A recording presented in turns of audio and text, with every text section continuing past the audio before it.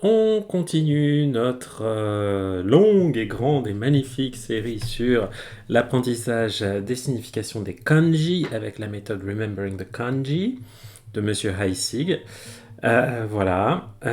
Bienvenue si vous nous rejoignez. N'hésitez pas à liker les replays et vous abonner pour rien louper. Voilà, voilà. Puis si vous avez besoin d'aide, vous pouvez me contacter à contact@johnnyhongo.com. Voilà, voilà. Donc, on va se remettre en route gentiment et on va en profiter pour voir un nouveau petit composant. Alors, d'abord, donc dans le kanji numéro 1525, ça impressionne dans les dîners en ville. Donc là, on va commencer par la clé de l'arbre à gauche. Hein.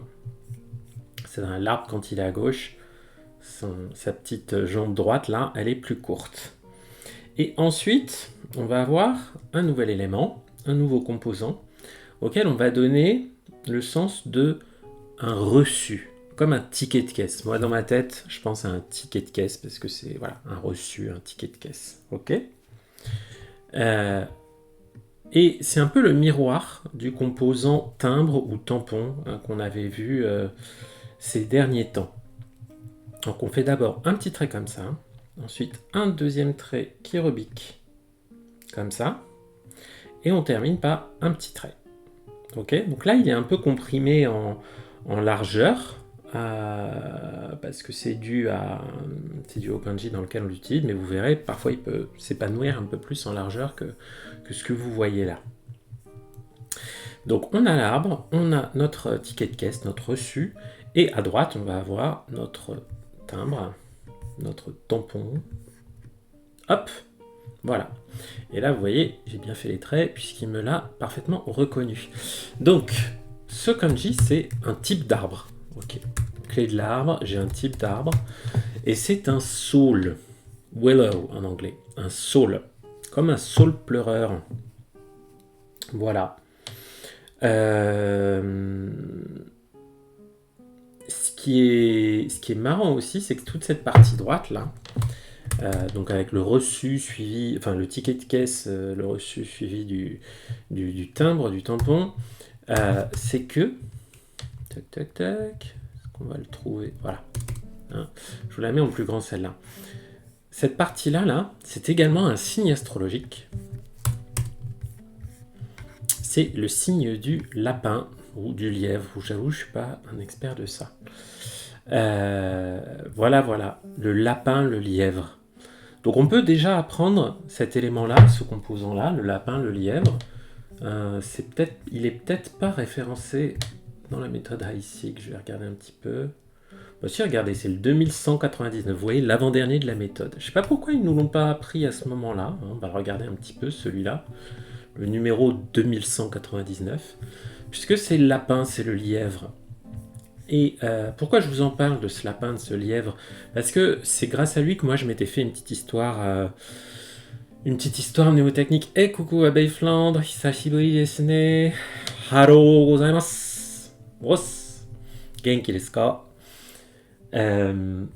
Donc, ce lapin, ce lièvre, puisque moi j'ai justement, pour penser à un saule, alors moi je suis pas très branché botanique, hein, vous le savez sans doute si vous regardez la série, à chaque fois qu'on parle de plantes, je suis toujours un peu perdu, j'ai du mal à me les représenter, je suis pas un fan de plantes. Mais là j'ai pensé que le saule pleureur, les branches, ces branches, elles tombaient, elles pleuraient verticalement, que ça faisait comme des lianes, et j'ai imaginé un lapin qui utilisait ses oreilles comme des bras de Tarzan et qui se balançait de liane en liane dans le saule pleureur. Donc c'est la petite image mentale que je m'étais faite pour retenir ce saule, ce yanagi, qu'on trouve notamment dans des noms de famille. La lecture on, qui est Ryu, je vous avoue, ouais, c'est plus rare hein, de trouver, mais yanagi, ça, on tombe dessus. Voilà, voilà, pour le saule.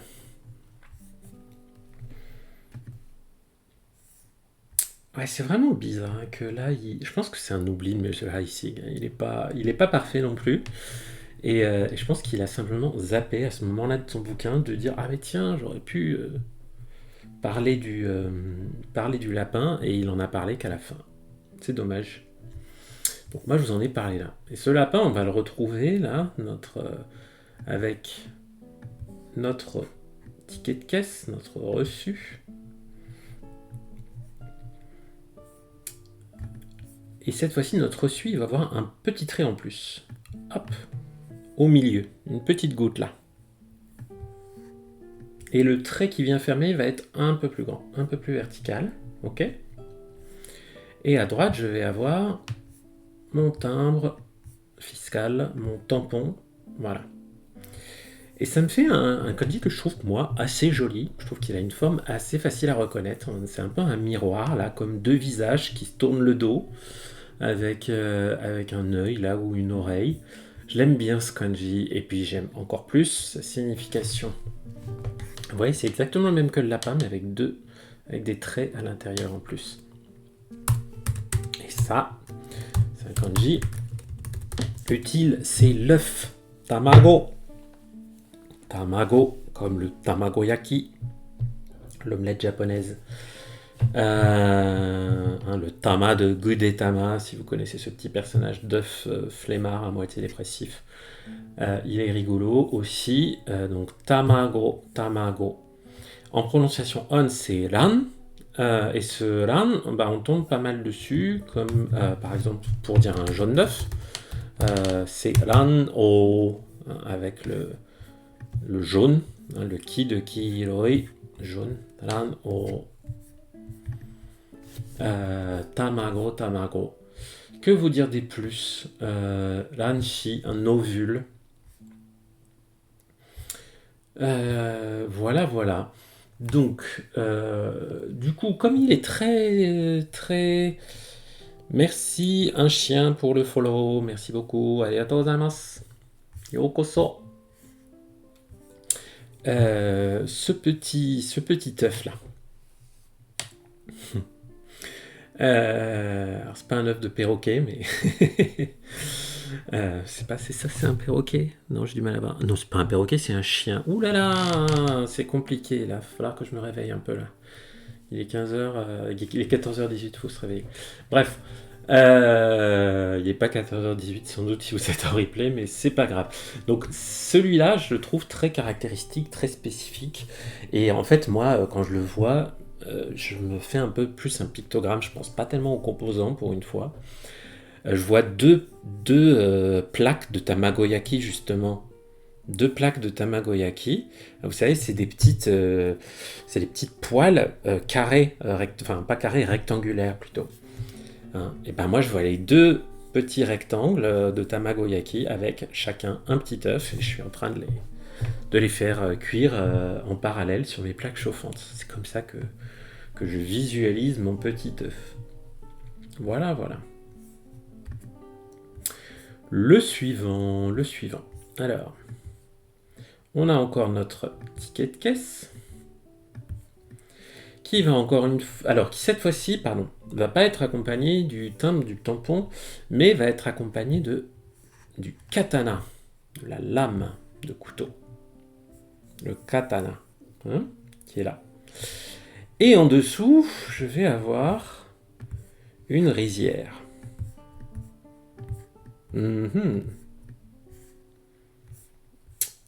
Il a bien été reconnu, cool, merci Chicho.org. Le sens de ce kanji. Alors, le mot anglais c'est detain. Combien de kanji je connais? Alors, tu sais quoi, je vais te dire. Parce que ça évolue tout le temps. Je vais regarder sur mon Anki, tu vois. Alors, ici, je vais sur mon paquet de kanji. Qu'est-ce qu'il me dit? Eh bien, sur mon paquet de kanji, j'en ai 2686. Voilà. Que j'ai étudié et que je suis à peu près capable de reconnaître, même s'il y en a que j'oublie de temps en temps. Et si vous voulez la preuve, vous l'avez là en version super floue. Voilà.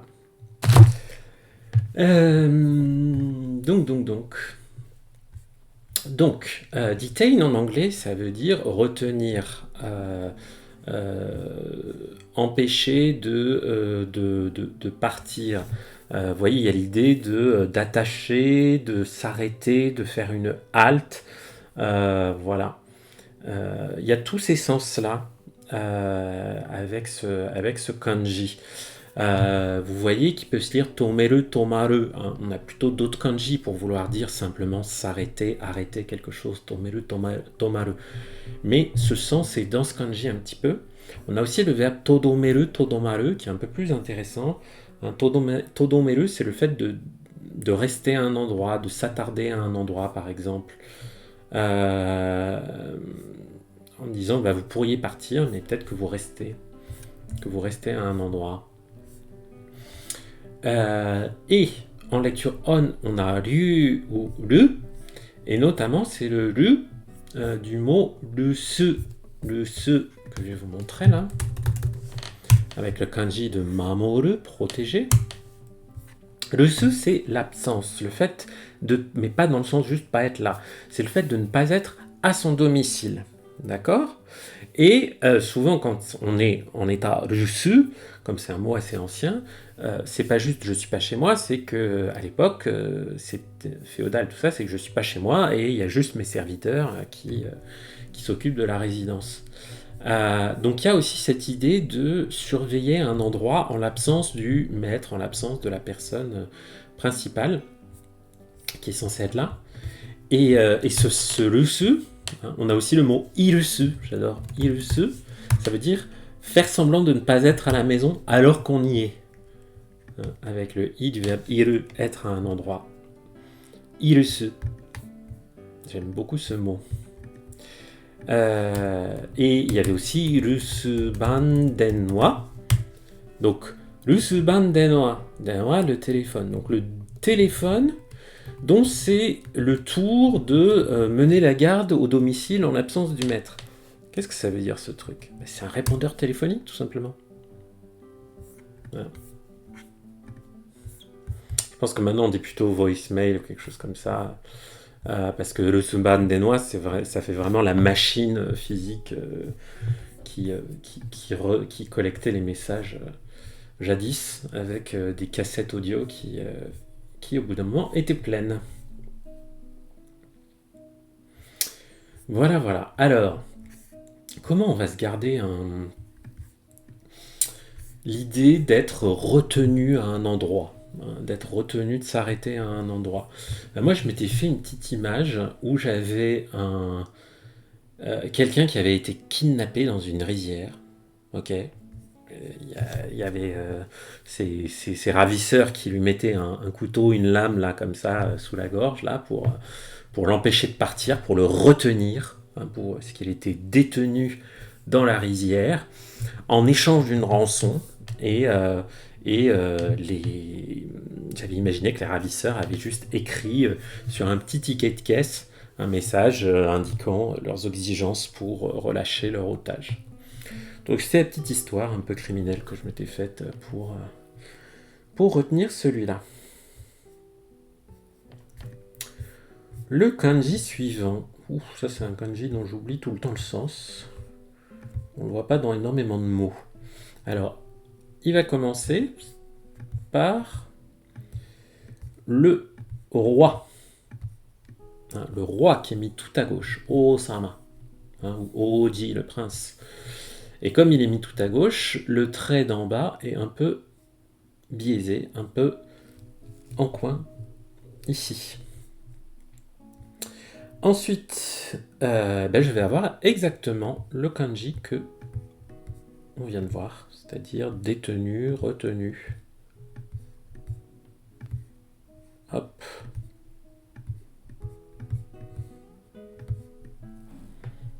Voilà, voilà.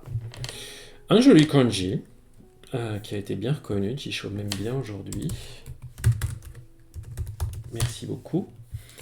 Oh non, non, non, non. Il m'a pas reconnu le bon. Ah, c'est drôle, j'ai cliqué sur le mauvais. Celui-là, vous voyez, il avait la clé de l'arbre. Mais non, moi je veux la clé du roi. Je voulais pas montrer une grenade. Mais je voulais bien montrer celui-là. Dont le sens.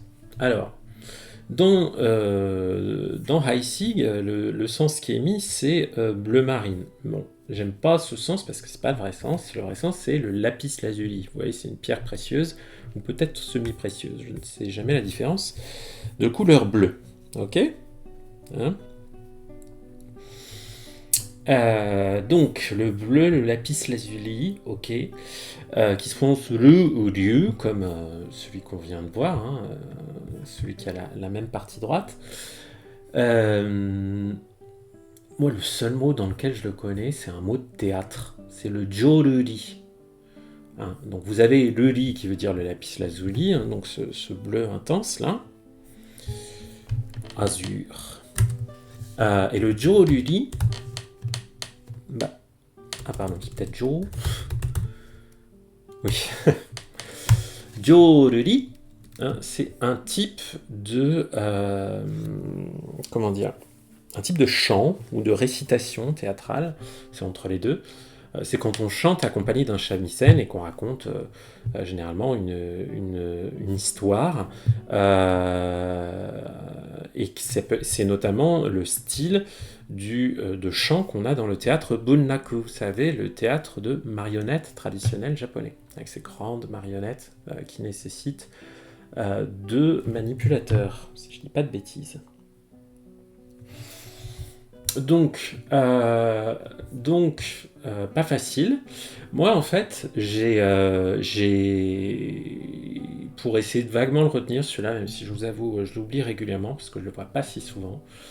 Comme je vous l'ai déjà dit, hein, c'est pas grave d'oublier des kanji qu'on voit pas très souvent. On les revoit après, voilà, à l'occasion. C'est pas grave du tout. Ce petit kanji-là, j'avais gardé mon idée d'un kidnapping là, sauf que cette fois-ci on a kidnappé le roi, donc un haut personnage, et que la rançon qui a été demandée, c'était son stock de lapis lazuli, quoi, son stock de pierres précieuses, parce que c'était un grand personnage. Voilà. Le suivant, ça va être la conclusion de notre épisode du kidnapping dans la rizière. Donc vous voyez, hein, on garde la même partie haute, hop, avec notre ticket de caisse, notre reçu et notre katana, mais en dessous on n'a plus la rizière. En dessous on va avoir les coquillages. Et comme vous le savez, hein, les coquillages, dans les kanji, c'est souvent des sujets liés à l'argent, au commerce, aux transactions financières. Et donc là on va pouvoir s'en servir, hein, puisque le sens de ce kanji, c'est l'échange, les échanges commerciaux. Sa lecture, c'est une lecture on, c'est bo, comme dans le mot boeki, hein, le commerce international. Boeki. Et donc ce bo là, moi j'ai pensé que c'était l'échange, la transaction qui avait lieu suite à la prise, suite au kidnapping de notre roi, et c'est lapis lazuli. Hein, finalement, on l'a échangé, avec cette idée d'échange, on l'a échangé contre, peut-être pas des lapis lazuli, mais une grande somme de coquillages, une grande somme d'argent. Voilà, pour notre petite histoire de kidnapping.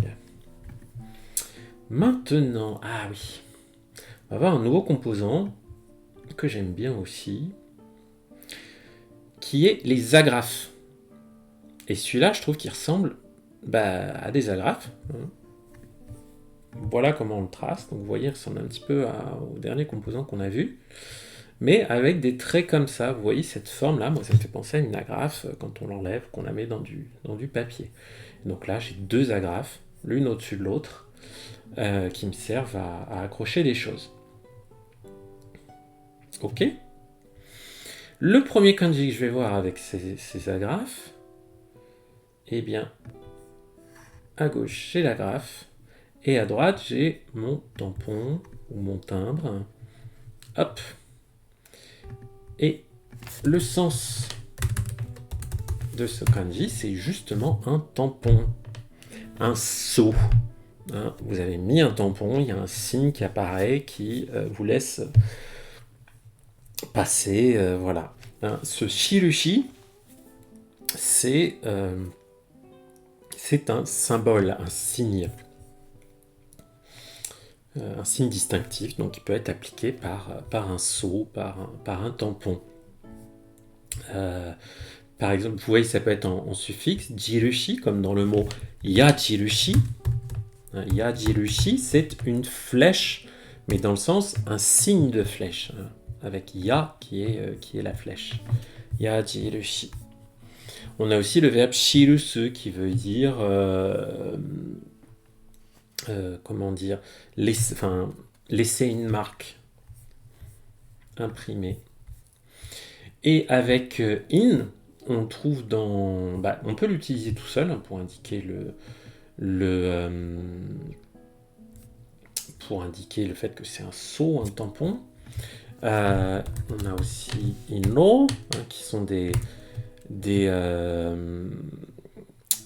comment dire, qui sont des petits, c'est très joli, les inno, ça servait jadis à transporter les seaux, une petite boîte à seaux.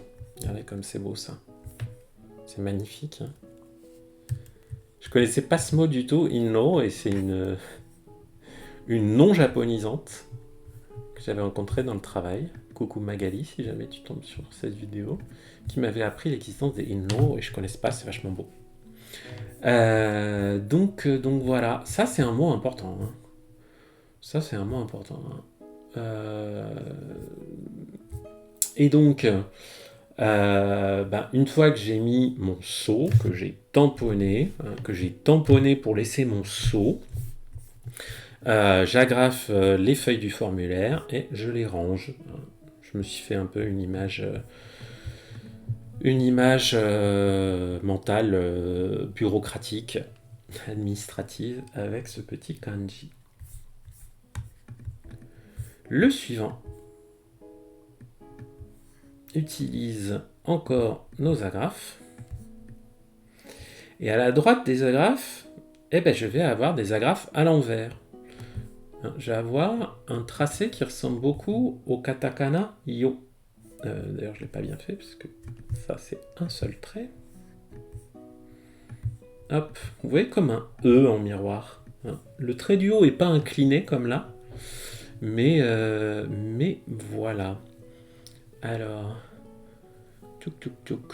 Oh, il a du mal à me le repérer. C'est pas grave. Le sens de ce kanji, c'est le mortier. Un mortier. Ça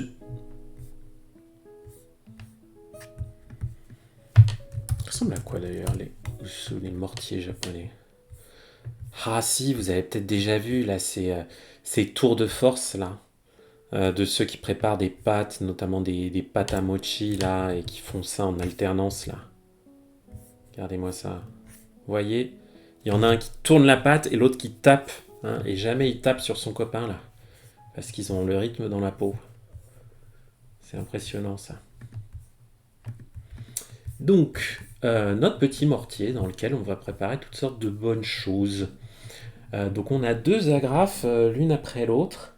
Ah oui, pourquoi il ne me l'a pas reconnu? Parce que oui, visuellement on a deux agrafes, mais c'est vrai qu'au niveau du tracé, j'ai fait une petite erreur. Hop, puisque le trait du bas est joint. Vous voyez, hein, les deux traits se touchent. Et là, voilà. Il ressemble, en fait, ce kanji ressemble au kanji du jour, du soleil. Hein, vous voyez le hi, hein, tout simplement, comme si il était cassé au milieu. Il s'était cassé au milieu. Il s'était un peu fracturé. Voilà. notre mortier. Donc, une fois qu'on a dit ça, notre mortier, alors celui-là, je le trouve tellement original dans sa forme que je ne me suis pas trop fait d'histoire mnémotechnique, je l'ai un peu retenu comme ça.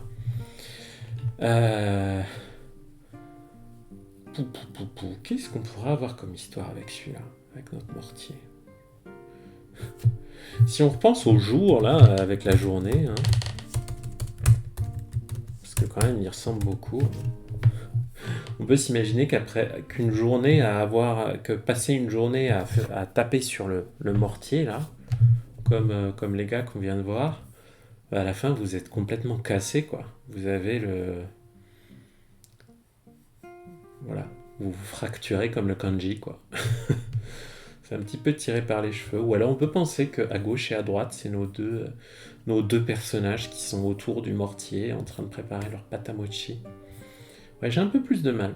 Sinon, essayez avec les agrafes. Mais entre les agrafes et le mortier, j'ai du mal à me faire une histoire, là.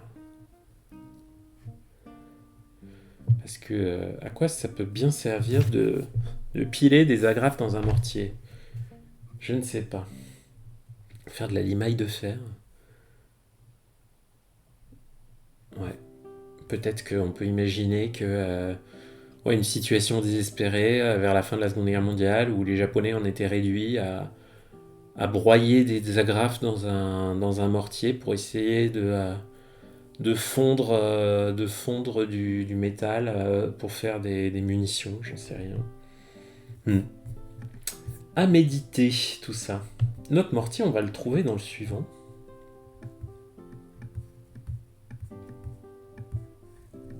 En haut à gauche, ok? Donc dans le... Hop. On va faire un peu mieux quand même, voilà. En haut à gauche, j'ai mon mortier. En dessous de mon mortier, je vais avoir le sol, la terre, hein, 2 biais parce qu'il est à gauche. Et à droite, je vais avoir un composant en 2 morceaux avec en haut le vent et en dessous l'entrejambe. Et cet ensemble, on lui avait donné le sens de missile, si vous vous souvenez bien. Ok? Alors, est-ce qu'il me l'a reconnu? Ou je crois qu'il n'aime pas du tout la façon dont je fais le mortier, là. J'ai fâché Jisho.org. Mais c'est pas bien grave. Ouais, puisqu'il me l'a reconnu là quand même. Donc j'ai des missiles, j'ai du mortier, j'ai de la terre abattue, tout ça. On voit un peu de la destruction avec ce kanji. Son sens, c'est de causer des dégâts, c'est de détruire, c'est de casser, briser, tout ça. On trouve avec cette prononciation ki dans le mot kisan notamment. Pardon. Hop. Mais non. Kisan, les dégâts, les dommages. Je vous le remets, je ne l'ai pas lu longtemps. Avec son qu'on avait déjà vu comme son tsuru, abîmé, gâché. Voilà. Donc ça, c'est un kanji qu'on voit vraiment pas très souvent. Je trouve, faire un part dans le mot kison, je suis pas très... Ouais, kikai.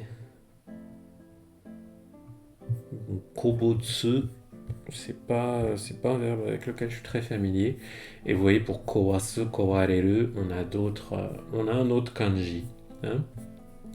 Donc, les tirs de mortier, les tirs de missiles, ça fait qu'une scène de destruction totale, la terre sur la terre battue, sur la terre brûlée, voilà, petite image mentale, un peu violente, qui devrait vous évoquer cette destruction.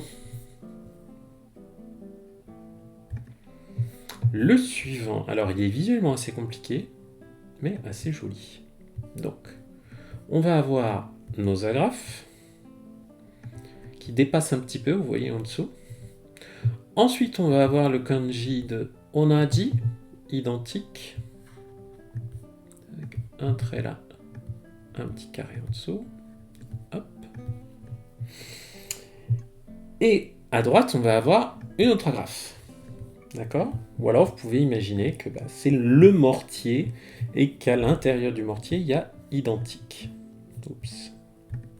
J'ai mal cliqué. Oui, d'ailleurs, là, c'est pas la peine de le faire revenir comme j'ai fait, hein, cet élément-là. Hein, il peut être tout droit. Ok? Donc ensuite, j'ai un trait qui ferme tout ça et deux petites pattes. Cette partie inférieure, c'est aussi ce qui nous évoque l'outil. Un outillage. Comme dans Dogu. Le goût de Dogu. Tic. Ok. Donc il a une forme assez particulière, ce kanji. D'ailleurs, il n'a pas été reconnu. C'est pas grave, puisque on le trouve dans des mots assez communs, notamment dans le mot kyomi. Kyomi, qu'on voit pas là. Ah si, quand même. Hein. Avoir un intérêt, une curiosité, une passion pour quelque chose. Kyomi. Donc l'idée de ce kanji, c'est l'intérêt et aussi du divertissement, le fait de s'amuser un petit peu. C'est quand on s'intéresse à quelque chose, mais comme plutôt quelque chose de sympa, quelque chose d'artistique par exemple. Hein. Je m'intéresse à la danse, pas je m'intéresse à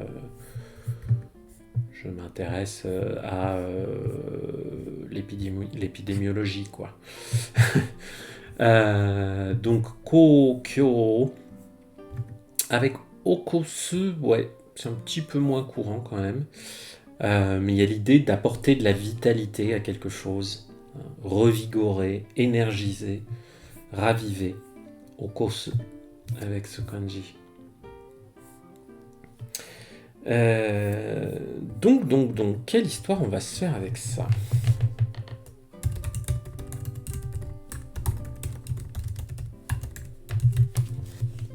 Alors,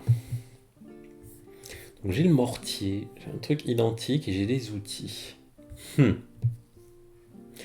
Si le mortier, on pense bien au mortier japonais, là, tel que je vous l'avais montré là, on peut se dire que ça, c'est quand même assez divertissant en fait. Hein. Voir deux personnes quasi identiques, ou en tout cas avec le même uniforme, s'activer autour de leur mortier avec leur outil qui est ce petit marteau là, qui a sans doute un joli nom, mais que je connais pas bien.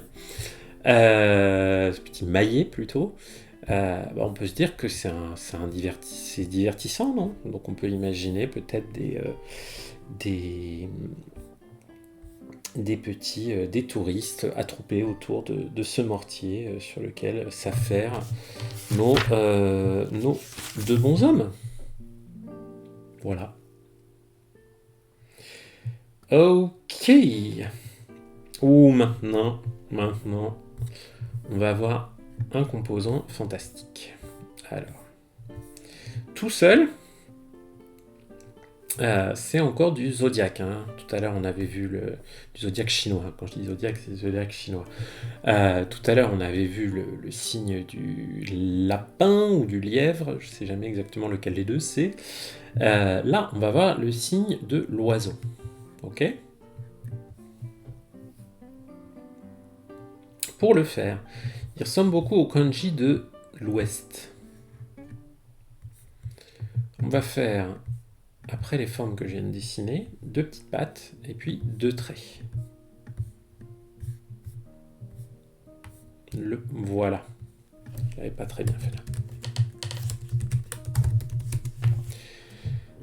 Donc ça, c'est le signe zodiacal de l'oiseau. Hein. Si vous le confondez avec l'Ouest, regardez la différence. C'est que l'Ouest n'a qu'un seul trait en bas, alors que l'oiseau en a deux. On peut y penser comme aux deux ailes de l'oiseau. Hein. On peut penser que les oiseaux, l'oiseau du zodiaque chinois vient de l'ouest du Japon, puisque le zodiaque chinois, ça a été importé, ça vient de l'ouest, hein, comme tout ce que les Japonais ont importé de Chine. Donc il peut se lire Tori ou Yu. Bon, voilà, c'est un sens assez spécifique. Donc c'est pas un Joyo kanji, mais c'est intéressant de le connaître quand même, parce qu'on peut quand même tomber dessus. Quand on va l'utiliser en tant que composant, on va plutôt le rapprocher du kanji suivant. D'accord? Notamment le premier kanji qu'on va voir avec ce composant va utiliser à gauche la clé de l'eau, Sanzi. Ah oui, je pense que j'avais pas bien fait mon ordre des traits. Si? Bon. Et non. Hop. Et oui, quand on n'écrit pas beaucoup à la main, on oublie toutes ces choses. Et c'est pas très grave. Voilà. Ce kanji-là, on le voit sur les devantures de beaucoup de restaurants, on le voit sur des boissons, et c'est un kanji important à connaître, c'est le saké, l'alcool. Voilà. L'alcool est pas. Enfin, à l'origine, ça veut dire saké, donc quand vous le lisez tout seul, vous pouvez dire saké ou saka quand c'est un préfixe à certains autres mots qui se lisent plutôt avec des lectures kun, des lectures d'origine japonaise, et tout seul, et en lecture on, il se lit shu, comme dans par exemple Nihonchu. Nihonchu, c'est le saké japonais. Le saké spécifiquement. Mais au saké, au sens large, c'est de l'alcool, des boissons alcoolisées. Et donc cette partie droite là, le sens qu'on va lui donner, c'est de l'alcool ou du whisky. Ce cher Heissig lui a donné le sens de bouteille de whisky pour faire un truc très concret, parce qu'il aime bien le whisky peut-être. Vous pouvez penser bouteille de saké, bref, le type d'alcool que vous aimez bien ou que vous aimez pas, mais que vous arrivez à retenir. Au saké. Voilà. Touk. Donc celui-là, très important, vous voyez, niveau N3. Un kanji qu'on va voir avec notre bouteille d'alcool. Cette fois-ci avec le composant à gauche et non pas à droite. Puisque ce composant, ouais, il peut être à gauche ou à droite. Il va où il veut. Cette fois-ci, à droite, on va avoir la louche. Composant de la louche qu'on avait vu il y a quelques temps. Ok, donc j'ai mon saké et mon alcool, et à droite j'ai ma louche. Qu'est-ce que je vais faire avec ma louche? Eh bien, je vais justement servir de l'alcool. Facile. Donc imaginez un bar, un débit de boisson, où on est très généreux avec l'alcool, et on le sert avec une grande louche, comme un punch ou une sangria, ou je ne sais quoi. C'est le sens de ce verbe kume. Kume. Qui veut aussi dire... alors le verbe kumu veut aussi dire pomper, mais on va plutôt utiliser un autre kanji pour ça, pour éviter les ambiguïtés. Donc voilà ce kanji qui veut dire servir de l'alcool. En lecture on, c'est shaku. Dans quoi on l'a fait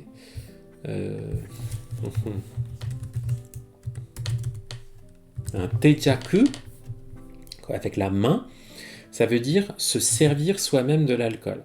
Ça se fait pas trop au Japon, hein. Ça se fait pas trop, sauf si vous êtes vraiment tout seul. Mais si vous êtes avec d'autres personnes, vous ne versez pas de l'alcool. C'est les personnes avec vous qui vous remplissent votre verre. Voire même, généralement, ou alors parfois, ça va être le moins gradé, quand c'est un groupe de collègues qui sortent ensemble, qui va verser à tout le monde et peut-être se verser à lui-même à la fin. Teijaku sake, se verser soi-même de l'alcool et boire tout seul.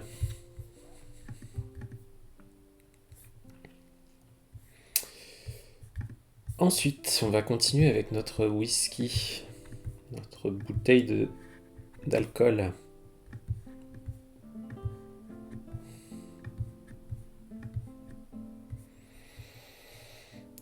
cette fois-ci, à droite, on va avoir la colle. La colle, le composant de la colle qu'on avait vu il y a quelques temps aussi, hein, qu'on avait vu dans le kanji mamoru, par exemple, garder. Voilà, voilà. Tiens, il ne l'a pas bien reconnu. Euh, po, po, po, po. Pourquoi donc?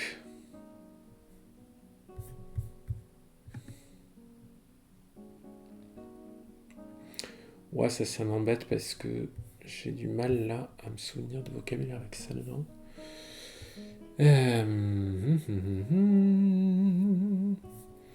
Et ben c'est pas grave, on va le chercher par radical. Donc on va trouver notre saké ici.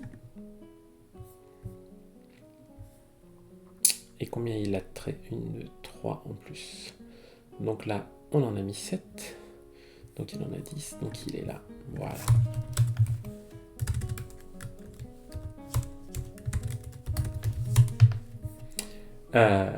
Le sens de ce kanji, donc c'est aussi du saké, de l'alcool, mais pour le distinguer, Heisig avait mis le terme hooch en anglais qui veut dire plutôt de la gnôle, de l'alcool qu'on a fait un peu à la maison dans ses alambics, dans des conditions un petit peu douteuses, peut-être à l'époque de la prohibition.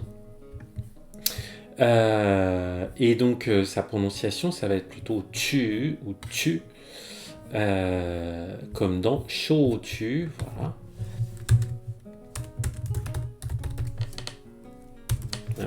Littéralement de l'alcool chauffé ou voilà, qui distingue voilà plutôt des comment dire, des liqueurs.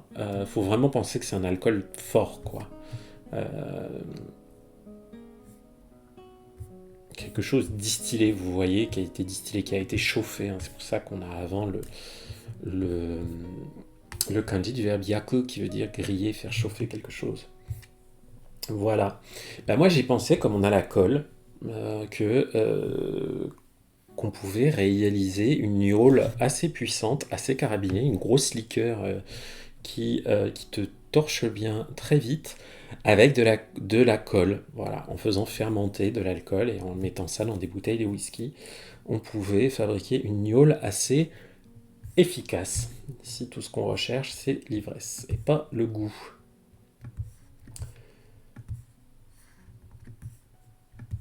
Hop, on continue avec notre gnôle, enfin notre saké.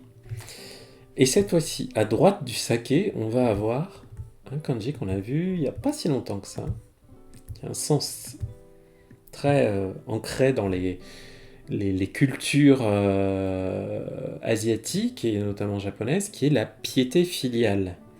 La piété filiale, on avait en haut le vieil homme et en dessous un enfant. Cet élément-là, à droite, la piété filiale, hein, qui se prononçait tout seul ko. Ça va être aussi la prononciation de ce kanji, il va aussi se prononcer ko, comme beaucoup d'autres kanji. Et son sens, c'est la fermentation. La fermentation.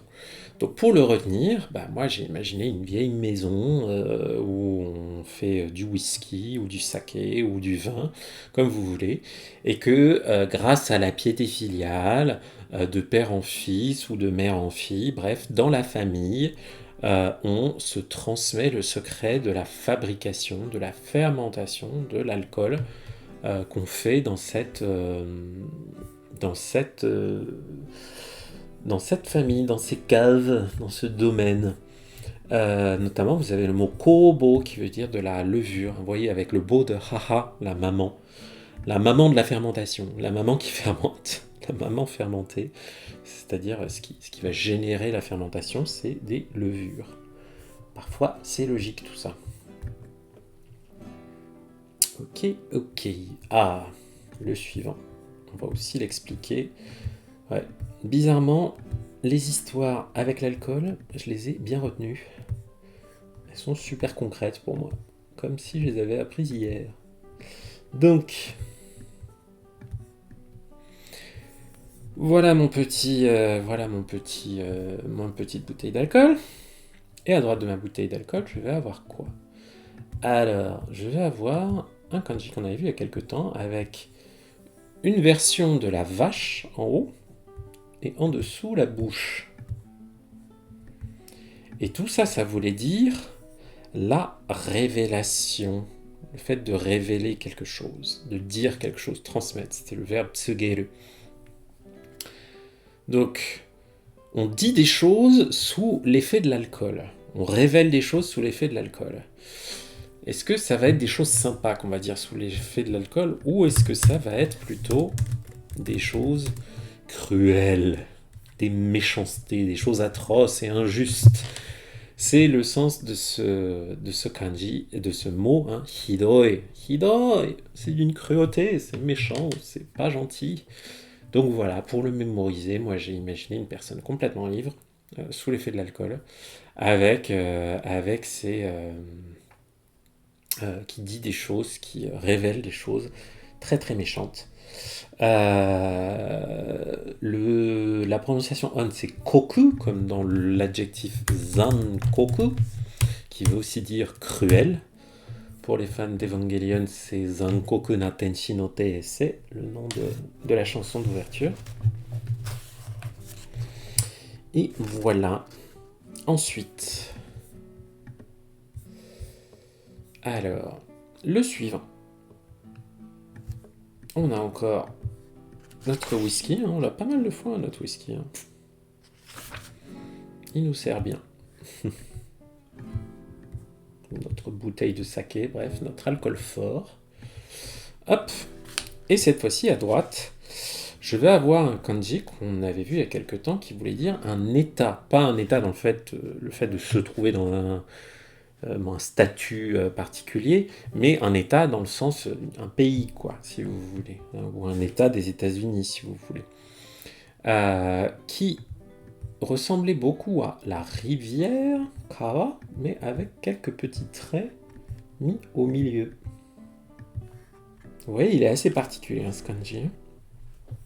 Avec tous ces petits traits verticaux là, et les trois petits, hein, comme deux rivières qui se croisent. Un état, celui-là.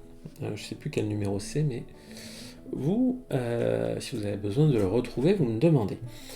Voilà. Donc, de l'alcool et un état. Ok.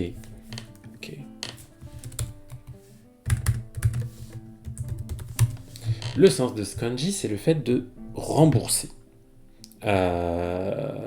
Mukuiru, c'est par exemple quelqu'un, rembourser ou payer pour un service rendu, hein, rémunéré si vous voulez. Ouais, c'est pas mal ça, rémunéré. Compenser.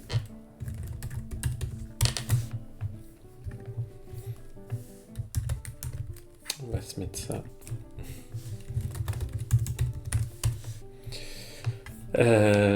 Donc, c'est le sens de ce verbe mukuiru, hein, ou rétribuer. Rétribuer, c'est pas mal ça, une rétribution. On a aussi,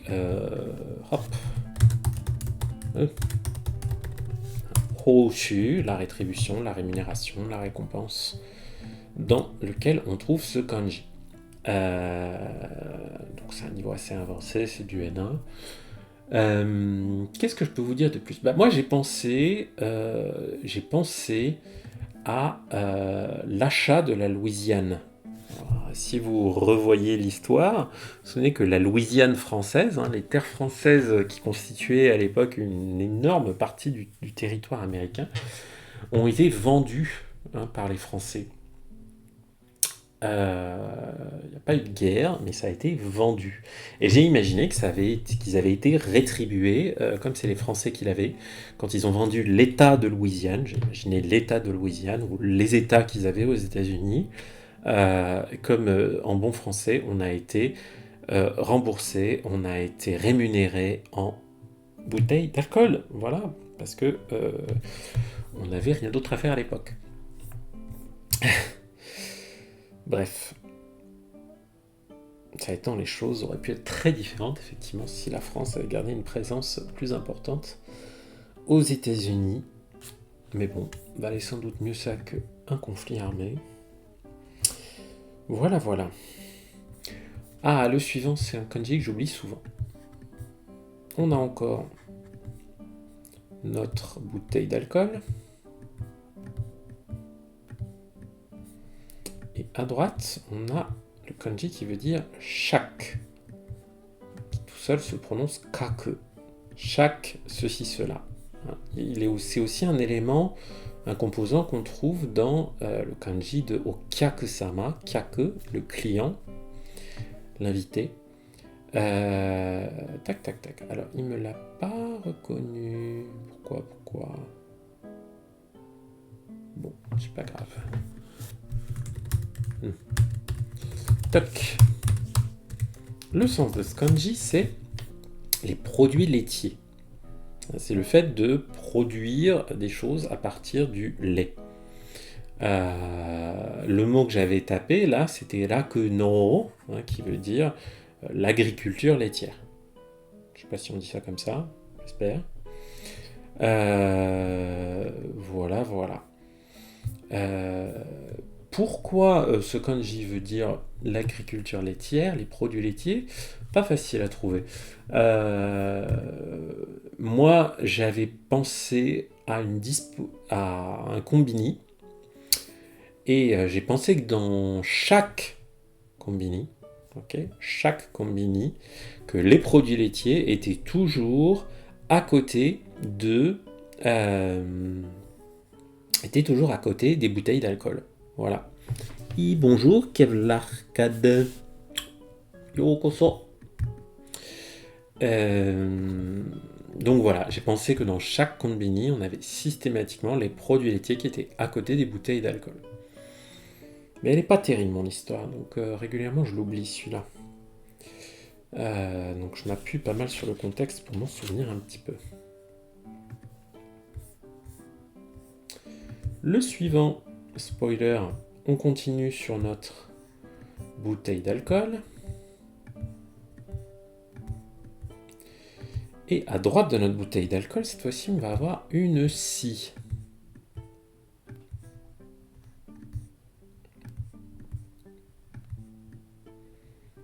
Une scie. Et ce kanji que... Ah, cette fois-ci, Jishon m'a bien reconnu. Merci, on est redevenus copains. Signifie le vinaigre. Il désigne le vinaigre. Alors, le vinaigre, vous voyez, c'est un mot tout simple. Ça se prononce se. C'est le se de sepai. L'adjectif sepai, ça veut dire c'est acide. C'est acide comme tout, comme quand on trempe ses lèvres dans du vinaigre. Et c'est comme ça que c'est grâce à à la sensation des lèvres, moi j'ai pensé que je prenais une bouteille d'alcool, puis que j'étais déjà peut-être un peu gris, un peu dans un état d'ébriété manifeste, que je commençais à boire ma bouteille d'alcool. Et que ça se mettait à me scier les lèvres, une douleur comme si on me sciait les lèvres, comme si j'avais une scie dans la bouche, là. Parce qu'en fait, j'ai bu une bouteille de vinaigre, voilà. Donc cette acidité, la douleur qui peut être liée à une acidité extrême. J'ai fait un petit parallèle dans ma tête avec la scie. Donc voilà. Le suivant. Oh là là. Elle aura été sacrément longue notre série avec la bouteille de whisky. Vous voyez, plus je la dessine, plus elle wobble, plus elle est molle là, sur les côtés. Donc j'ai ma bouteille. Ensuite, j'ai un 9, le chiffre 9, et en dessous j'ai le chiffre 10. Donc 90. Une bouteille d'alcool à 90 degrés. Bon. Si vous la buvez, votre bouteille d'alcool à 90 degrés, vous allez être dans quel état? Eh bien, vous allez être complètement sous. Voilà. C'est comme ça que j'ai retenu ce petit kanji, qui est donc le kanji du verbe yoru, qui veut dire s'enivrer, Ce you a donné l'adjectif yopparai. Yopparai qui veut dire complètement ivre, un ivrogne. Yopparai. Vous voyez en dessous, yopparai unten, la conduite en état d'ivresse. Enfin, attention, c'est un nom, un yopparai. C'est pas un adjectif, donc il a beau se terminer par i là. On peut pas dire yopparakunai, on va dire yopparai janai. Je ne suis pas ivre, plutôt que yopparakunai, parce que c'est pas un adjectif qu'on peut faire varier comme ça. Si vous êtes paumé dans les adjectifs, n'hésitez pas à me faire signe si vous avez besoin de petites explications et de petits cours particuliers là-dessus. Voilà. Donc you et cette prononciation sei qu'on trouve par exemple dans le mot day, sei, qui veut dire être complètement torché. Avec day, c'est le kanji de doro, la boue. Au point que vous êtes ivre à traîner dans la boue, c'est être totalement torché. Au point que ce soit dangereux pour vous. Voilà le 1543. Et ben les amis, ça me semble pas mal, peut-être. Ou alors, allez, on s'en fait un de plus. Allez, on va s'en faire deux de plus même. Check. Ouais, ça va être cool. On va s'arrêter à 1545. Plus joli. Donc, on continue avec notre bouteille d'alcool. Hop. À gauche. À gauche. Et là, à droite, je vais avoir un serpent. Le serpent qu'on avait vu il y a quelques temps, avec son... qui ondule comme ça. Comme le vieux jeu du serpent Snake sur les très vieux téléphones Nokia, pour ceux qui ont connu ça. Hop. Ce kanji-là, donc, des bouteilles d'alcool et des serpents. C'est le verbe kubaru, qui veut dire distribuer, la distribution. Il y a aussi la lecture hai, lecture on, qui est haitatsu, avec le mot haitatsu, qui veut dire la distribution, la livraison de quelque chose. Donc, moi j'avais pensé qu'à l'époque de la prohibition, aux États-Unis, qui était peut-être dans les années 20, 30, ouais, ça peut être dans ces eaux-là, en tout cas avant entre-deux-guerres, dans l'entre-deux-guerres américain, il y a eu la période de la prohibition où toute consommation d'alcool était interdite. Bien sûr, c'est pas parce qu'elle était interdite qu'elle n'avait pas lieu, puisque des personnes plutôt mafieuses s'occupaient de la distribution de l'alcool. Et donc j'ai imaginé que ceux qui s'occupaient de la distribution d'alcool, c'était des serpents, c'était des sales types, c'était des sales mafieux. Donc l'alcool et les serpents, voilà, j'ai pensé à la distribution illégale d'alcool à l'époque de la prohibition. Et le suivant, il est un peu coton, donc on va terminer en beauté. J'ai encore ma bouteille d'alcool. Hop. Et à droite de ma bouteille d'alcool, je vais avoir un permis, une autorisation, une licence, qui se faisait avec le bras, le coude là, et ensuite 2 jambes humaines en dessous. Et en dessous, j'avais des jambes qui marchent. Les jambes qui marchent. Donc on les connaît, tous ces éléments. On les a vus précédemment, si vous avez regardé les précédentes vidéos. Mais cette combinaison, tous ensemble, voilà, c'est pas la plus facile à retenir, je trouve. Voilà. Donc, le permis, l'autorisation et les jambes qui marchent. Je sais pas pourquoi j'ai toujours pensé à une dame de petite vertu qui faisait le trottoir. Voilà, sans autorisation, elle marche avec ses jambes alors qu'elle n'a pas l'autorisation d'être là, on va dire, parce qu'elle a une activité pas forcément légale. Et à gauche, j'ai ma bouteille d'alcool. Ah oui, je me souviens maintenant de l'histoire terrible que je m'étais faite pour mémoriser ce kanji. C'est assez violent. Je vais vous dire que je suis un gros pervers. Euh, le sens de ce kanji, c'est l'acidité. L'acidité. Euh, L'acidité aussi, l'oxygène, hein, si je dis pas de bêtises. Hein. Tout ce qui est oxyde.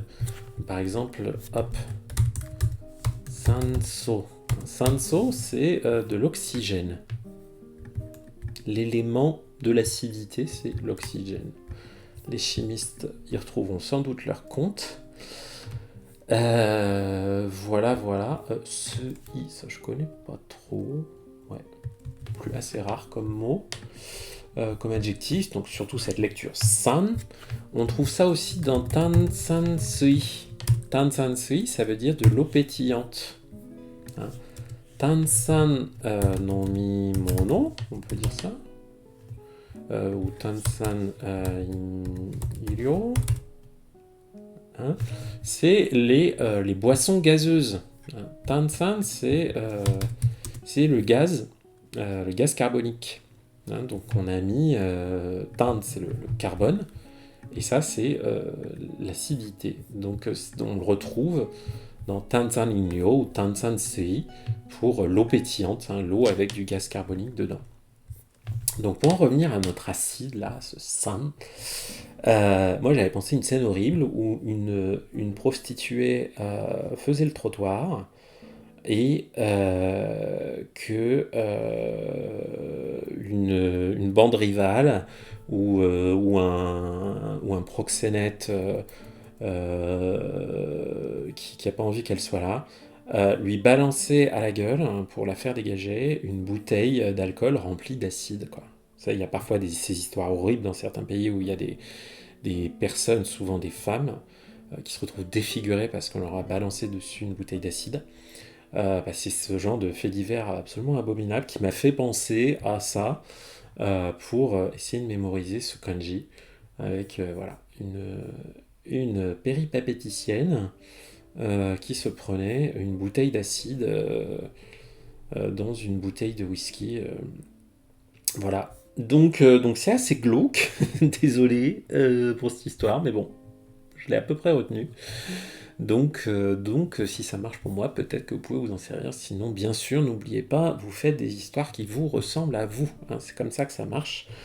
Plus l'histoire est personnelle, plus elle vous parle à vous, plus ça va vraiment devenir un souvenir et ça vous permettra de comprendre ce kanji quand vous le reverrez.